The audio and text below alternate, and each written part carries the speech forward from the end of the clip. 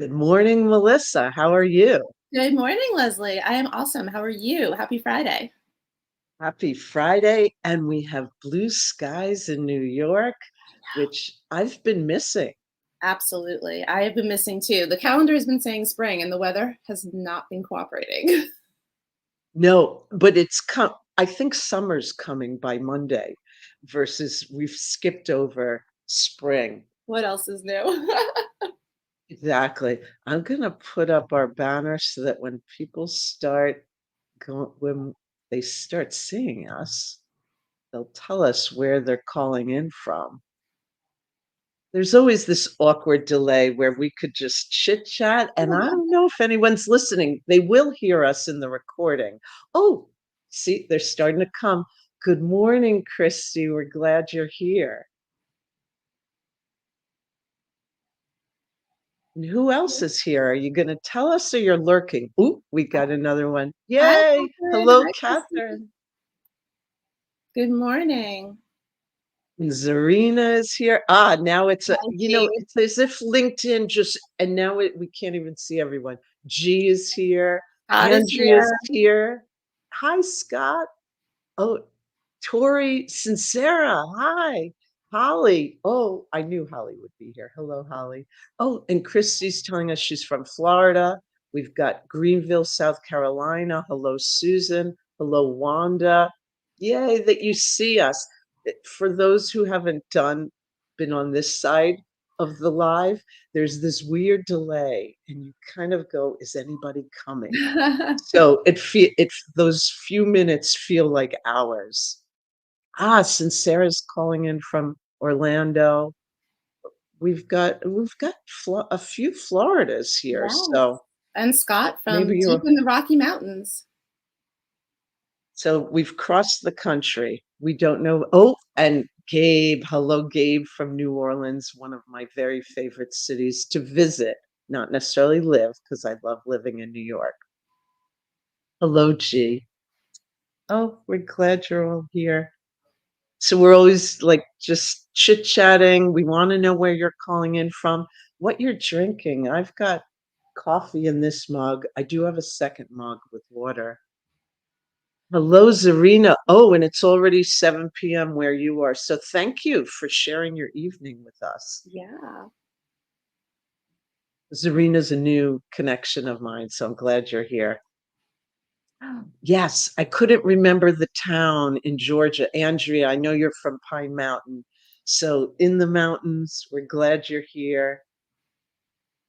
It is near Atlanta. I don't think she's too far out of Atlanta. Maybe an hour, less than 2 hours. Coffee Black. Gabe, I'm with you. I put No, in my no, coffee. never. It has to have so much milk and sugar in it, you barely know it's coffee. Mm. Kidding. Still have to know it's coffee. Yes. Oh, and good. Andrea's got her morning coffee. So we've got mostly everyone here. And I know more will be coming, but I think we've got to get started. It's that time. So thank you everyone for being here.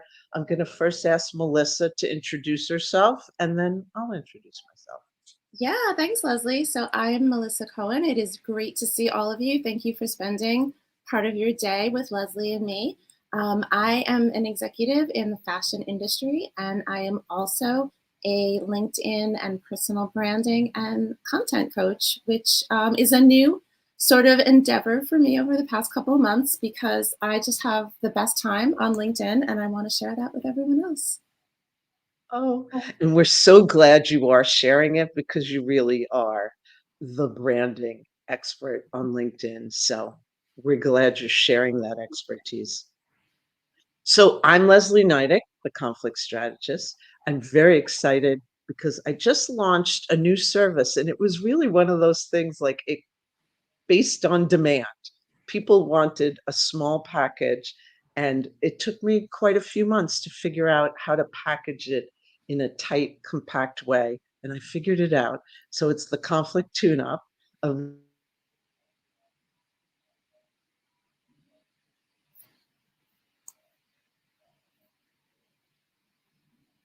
think we had a momentary glitch on StreamYard or LinkedIn. We went to black, but we're still here. If you want to learn more with no obligation, please send me a DM, or you could go straight to my website, theconflictstrategist.com. So thank you for letting me say that, because I'm just excited about having figured it out how to do a small package to get you. I was excited to see it. Thank you. So let's get to why we're here. So first of all, thank you everyone who's here. Thank you for joining us. We're going to be watching your comments fly by. I know there's more people who have tuned in, like Susan's here and Lincoln's here, and I'll get to everyone soon. Welcome to those who are new to us. Welcome to everyone who's returning. We appreciate you. This is Let's Talk About It, Careers, Business, and LinkedIn. And this is episode 7. Um, it's gone by fast. And we're going to talk today about the 2024 must-have skills in the workplace. And we want to get started with some questions for all of you. And we're going to ask you to put your guesses, or maybe you actually know the answers, in the comments. So the first question, and I do have to magically get the banner up. So, for those who may know or don't know, LinkedIn shared their top 10 most in demand skills for 2024. And without Googling it, what do you think was on the list? Melissa, do you have any guesses? So I did not Google, I did not look. I think being me, I'm going to give an interesting answer. So when I thought about this, most of the things that popped into my mind are actually what we would consider soft skills as opposed to hard skills. And I think from a hard skills perspective, the only thing that was really top of mind for me was around technology and around keeping up on technology. And in particular, just like you put up from my friend Scott, AI. I do believe that companies are starting to realize that they have to have people on their teams who understand AI, they understand how to utilize it.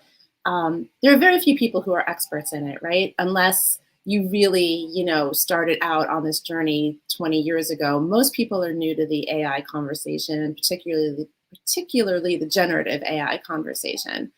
So from a hard skills perspective, that's the big one. And then from a soft skills perspective, I really think it's communication, it's leadership, and one that might not be top of mind for everyone, but I think is becoming more and more important is a focus on cultural intelligence. And a friend of mine from LinkedIn, her name is Lauren, she wrote an entire book about cultural intelligence and its importance and its significance in the workplace. And so those were the things that I was really thinking about. Wow. So you did hit some of the top 5, Oh, and there you go. but you mentioned a few that maybe need to be on the list and aren't there yet. So I know I've been flashing. AI has come up. Scott was the first one who said that. Andrew says the same. We have being diplomatic and teachable. Ooh, that's good, Andrea. Thank you for that. And I'm looking for a few more. It's not always easy to do this. Thank Zarina agrees with Scott. And I think we had emotional regulation. And of course, one of my favorites, and Melissa mentioned it, communication. I think that is like a thread throughout. So let's reveal them, because I do have another question before we get started with our topic. So the first one, I'm going to go backwards. No, I'm going to give the top 5. Number 5, management. Okay. Number 4, project management. So a little more specific kind of management. It's definitely different. 3, leadership.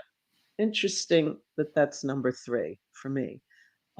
Number 2, customer service. I had to make a few calls yesterday, and I wish they had customer service skills, because they did not.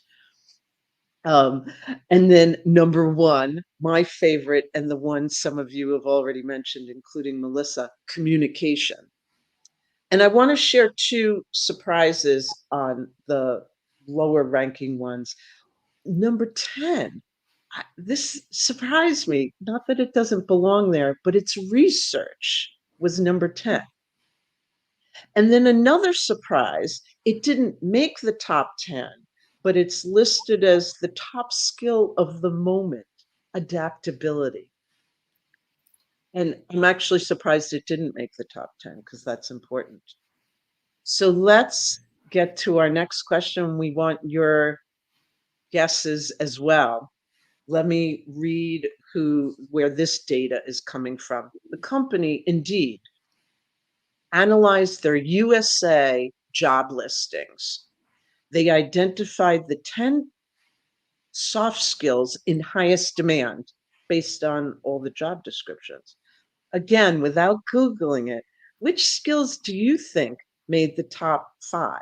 So it's soft skills, and it's also what were in job listings on Indeed. So there are a few surprises in there. Melissa, what are you thinking might be on that list? Oh dear. I feel like I mentioned some of them already. So I guess I'm going to say empathy. Ooh, I'm going to say resilience. I'm going to say, I don't know the like a word, a way to say this in one word. So just, openness to change, the change management. I'm still going to go with cultural intelligence because I think, today we are more global, we are more diverse. So much of what I do in the fashion world is working with so many different cultures, people that live all around the globe. And so being aware of different traditions, different holidays. So I'm going to say again the cultural awareness. Um, and I'm gonna still say leadership. I do think that's a soft skill. And I think that's extremely important, right? Being able to think strategically, being able to take initiative, knowing when to delegate things as opposed to doing them ourselves. I think, did I hit 5? Am I off the hook now? you definite, and Okay, you good. covered a wide range. And we've had some interesting guesses. Sometimes I don't know who the person is. Curiosity. Oh, Yeah. I love that. I would love to see that in job descriptions, and I really haven't seen that often. Communication, mental health, adaptability, and respect. So many good answers. Oh, persuasion and negotiation. Sincera, did you look up the list? Leadership, absolutely. And I just want to add how many times I've either done training or done speaking things or teaching where people are like, well, I'm not a leader. Like, well, you're not yet, but everyone can be a leader. It has nothing to do with our title. So, all of us, if we can engage leadership skills, will be happier in meetings. It's easier to work on a team. Oh, another good one, inclusiveness, networking. Ooh, there's so many good ones listed here. So let me tell you so that we can get to our topic before our quick half hour is over. So, number 5, critical thinking. Number 4, presentation skills. Hmm. Okay. Important. Just a surprise. Number 4. Number 3, I know Sincera guessed this one, persuasion. And that one surprised me a bit. And obviously, maybe I'm alone on that. Number 2, negotiation. And number 1 was strategic thinking. And the only reason Oh, why I said some that. of those, Yay. right. But the only reason why they surprised me is because I don't always see that in job descriptions, but I love that it's there. And there were 2 more I want to mention. Number 6 was mentoring. And I'm just so excited that it says that there because I'm so tired of those formal mentoring programs that never work. If we just generally all develop our mentoring skills, Imagine how much better a workplace and a team would be. And number 10, and I'm almost sure Melissa mentioned this, resilience was number 10. My only surprise is that it wasn't higher on the list. So with all that being said, let's get to what we want to talk about. So to Melissa, so Gartner Research made some predictions for the future of work trends for the year. And one of them definitely stands out, and I'm going to quote it. Skills overtake degrees as the paper ceiling crumbles. What do you think about that? Is it reality? Is it hype? What are your thoughts? Um, I think there's a lot of validity to that statement and to that sentiment. I do believe employers are going to continue, in some cases at least, to ask for some kind of degree. And I have mixed feelings about it. Um, I don't think college is for everyone, or I don't think a traditional college education is for everyone. But I do think it has benefits outside of just that paper degree, right? I think a lot of people are focused on, I don't have to go to school to learn these skills. And that's true. I do think for some people, including myself, college was a transformative experience that I needed. I think college teaches us a lot more than just what's in the classroom. I think it teaches us to be independent. I think it teaches us how to live with people, right? Full transparency, I'm an only child. I never had to share anything growing up. I didn't have to share a room, a toy, food, anything. It was just me. And so when I went to college and I had a roommate and I actually had suite mates and I had to learn how to live with people and be respectful of other people's time, other people's space, that was a bit of a change for me. And so I do think there's benefits to a college experience outside of just the degree. But I do believe that the skills that we're talking about are so critical that they truly outweigh any, diploma, right? You can be incredibly smart on paper and have 10 degrees from prestigious institutions and not be a great coworker and not be a great asset Right. in the workplace. And so I do agree that the skills are more important, but I think both paths have validity and it just depends on your individual situation and what you want to do. There are people who, maybe the right path for them is a trade school. And Yes. believe me, I just had a plumbing bill the other month that, I had a little sticker shock. So you can be very successful in a multitude of ways. It just depends on what the right path is for you. Let me tell you, I know about that plumbing bill because for the Yeah. last 5 years, I've been saying, I don't know why I was never thought about being a plumber because wow, like the money I know rolls out of our bank account to them.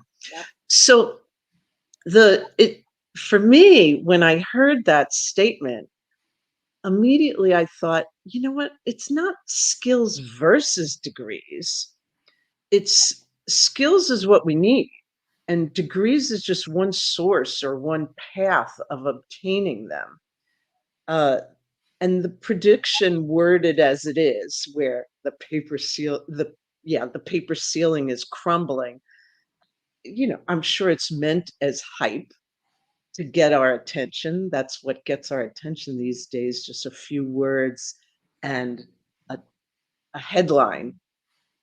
But I think it, like you said, I think there's many paths to gain the skills. And in fact, I remember in my early years of my career, some people were like, "Oh, are you going for an MBA or some other master's program?" I'm like, "Are you kidding? I'm learning more on these jobs than I would ever learn in that classroom."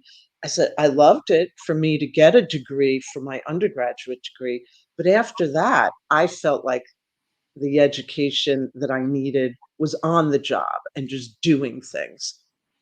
So there's a lot of comments coming through and we want to cover some of them. So let me go back.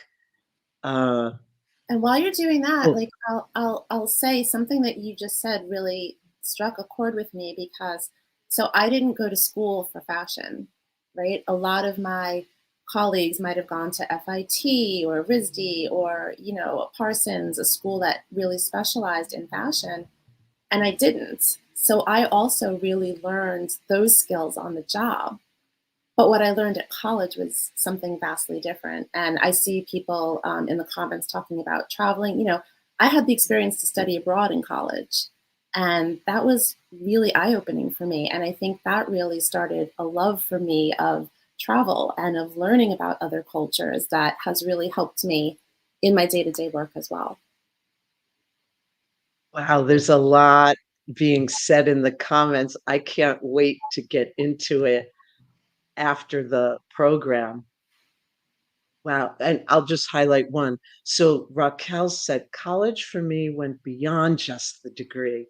The experiences gained through traveling and meeting people from all over the world have been unmatched. I have to echo that when I think back to my 4 years, just for me, even just being away from home Yep. and not able to just run home to get my problem solved, that I had to figure it out on my own and, just manage a few bills and things like that and manage, like, where am I gonna eat and just kind of managing a household in a mini version really taught me, and also just meeting people from all over. And you talk about the cultural education that, I grew up on Long Island. There wasn't a lot of diversity throughout the island. I got it when I came to New York City all the time. But to live with people who came from different countries, different places, different types of families, that education was incredible. So I'm looking at the time. I really want to get to the next question so that we have time to go over it. And then just there's so many comments. I can't wait to get there. So our next question is, what skills have led to your success? And I know you've mentioned some of them. And which ones do you think are still must-haves for 2024? Because I feel like this is a pivotal year of what's going on. What do you say, Melissa? Yeah, so I mean, I think for me personally, the skills that have been most important for me, definitely the cultural intelligence, right? I work with people all around the globe, and understanding certain cultural norms that in some countries they do things very differently than we do here in the US. Being aware of global calendars, global holidays, super important. Um, I think that empathy has always served me really well, and trying to put myself in the shoes of somebody else. I think, Leslie, that has to be important to you, right? In conflict negotiation, in getting through Yes. conflict, understanding that other person's point of view. And I would say probably the biggest one for me has been resilience, right? The last couple of years have been a lot of change, a lot of turmoil, living as you did in New York City in the heart of the COVID pandemic, and really sort of having my career reinvented, as a result of that. I think resilience is super, super critical. The ability to, bounce back from change, right? Change impacts all of us. Nobody is immune to change. And it's just how do you deal with that? And so, which ones are most must-haves for 2024? I'm going to go with resilience and adaptability, right? Because Absolutely. change is just coming fast and furious. We were talking about AI earlier. AI is going to change everyone's job in some fashion. Absolutely, every sector, every industry, it's going to be impacted in some way. Um, and I think the ability to adapt to change and to not be so resistant to it and to understand that change is not necessarily a bad thing is super important. And if I had to pick one more, I think I'm going to go with communication, because without clear communication, so many problems happen. There are so many misunderstandings, so many misunderstandings and issues come about because we're not clear with one another. We're not giving clear direction. We're not giving clear pathways to the goals that we're setting for our teams. I just think communication is super important, clarity and direction. Yes. Well, then I'll start with mine. Communication, absolutely, and the fact that so many think they're communicating, but there's a difference. Are you effectively communicating? And a lot of times not, because we're relying on very short, quick messages. We're leaving out the tone, or we're forgetting that our tone isn't being translated. I love just going back to, like, people who are using voice notes, that helps, but then people don't always have time to listen to that. Just going back to, like, talking to each other. The Just sending a message is not communication. So that's one. Negotiation, and I really there's so many, just like people don't think of themselves as leaders, and we can all be leaders regardless of what position or title or what we're doing in our work lives. We all negotiate all day long. So let's use that. Everyone's a negotiator. It's just a matter of how much you've been using it and how intentional you are about it. And then the other one is strategic thinking, that is just critical in all ways. And again, I don't think that's left to someone who's the manager of the department. I think if everyone thinks strategically just about your career, about the project you're working on. And then the fourth one is a big one for me, problem solving and our mindset about it. And I want to share a quote by our friend James Sanson. And anyone who doesn't know him, please go follow him. He offers these brilliant posts that take some time to read, and they're really worth it. He shared a quote yesterday. The problem is not that there are problems. The problem is expecting otherwise and thinking that having problems is a problem. And that quote is from Theodore Isaac Rubin, and I'm using it because it just put my thoughts into words, because our work lives and our personal lives are all about change. We've been encountering tremendous change, certainly in the last few years, and it shouldn't be unexpected. We just don't know what the change is. So, but if you know it's coming, then we'll be ready for it, even if we don't know what it is. And I think that's a big one for 2024 and beyond, because we don't know what's going to happen. We could see with AI that, wow, like what it was 6 months ago is not what it is today. And can you even imagine what it'll be before the end of the year? So let's get, I know there are a lot of comments flying in. So we're going Amazing. to try to I'm gonna try to get back to the right place so we could see what the comments are. Here's something going back to degrees from Sincera. The reason why degrees, most of them are becoming outdated, is because the skills necessary to be successful today are not taught in a book. They're taught by falling forward. Brilliant. And as someone who part-time works in a university, the conversation is always taking place about the disconnect between the university and industry. I happen to be in a school where we have a strong connection. I can't teach if I'm not a practitioner of that subject matter. So that's a closer connect, but not all schools have that. I refer to those as life lessons. I love that, Jody. Thank you. And I'm pushing forward. Ah, reframing. Oh, great point, Raquel. Reframing is one of my favorite things to do. And we have Jason saying hello. And I don't know exactly what it was that I'm going to assume he loved everything you said. That's right. Thank you, Jason. Ooh, thrive through the drive. Oh my God, that's going to be a new saying of mine. I will always credit Raquel. Thank you. And Kimberly, let me read, must have skills, curiosity, listening to understand, yes to resilience. I totally agree. And we've got something from Andrew. Any business skill is a must. Ooh, great point. In today's arena, we cannot just rely on our niche skill and intuition, even though I do like to rely on my intuition. But thank you, Andrew. Great point.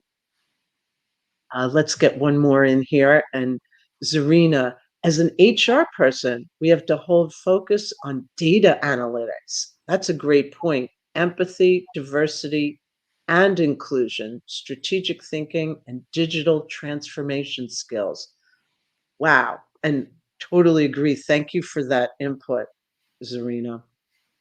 We are at, it just flew by. Every week it We happens, like, and I can never it believe does. it. We like to stick to the time. We appreciate your time. We love that you're here.